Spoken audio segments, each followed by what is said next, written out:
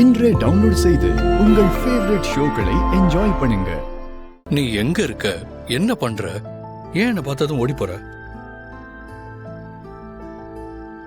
இங்க பாரு, நீ எங்க எப்படி இருக்கியோன்னு தெரியாம என்னால நிம்மதியாவே இருக்க முடியல. நீ இப்ப எங்க தங்கி இருக்க?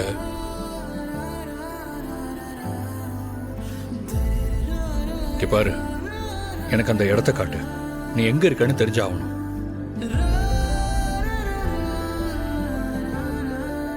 அச்சோ, இவர் என்ன விட மாட்டாரு போல இருக்கே.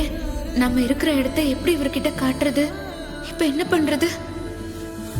இங்க பாரு லட்சுமி, அன்னைக்கு ஊர்ல நடந்த விஷயம் எதையுமே என்னால மறக்க முடியல. ஒட்டுமொத்த ஊரும் என்னை நம்பி உன்னை அனுப்பி வச்சிருக்காங்க. ஆனா நான் உன்னை மிஸ் பண்ணிட்டேன்னு எனக்கு ரொம்ப கில்ட்டியா இருக்கு.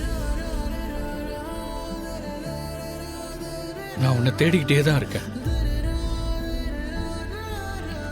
அன்னைக்கு நீ ரேடியோல பாட்டு கேட்டப்போ நான் உடனே அந்த ரேடியோ ஸ்டேஷனுக்கு கால் பண்ணி நம்ம மீட் பண்ண மாலுக்கு வர சொல்லி இன்ஃபர்மேஷன் கொடுத்தேன்.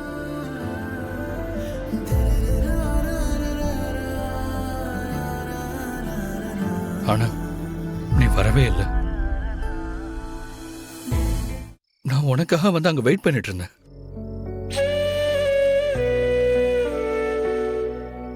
நீ என்ன பார்த்து இப்படி ஓடி ஓடி போற?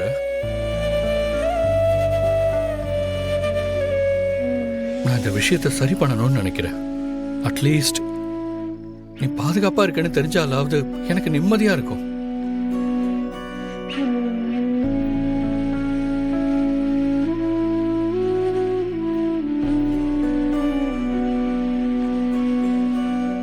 கழுத்துல கட்டின தாலிய செயின்ல போட்ட போல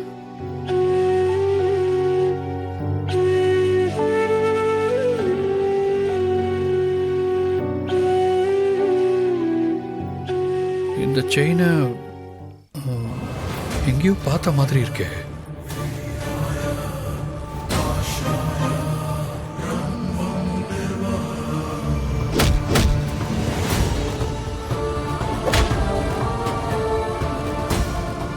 இந்த செயின், ஆமா, அங்க திருடன் ஒருத்தன்.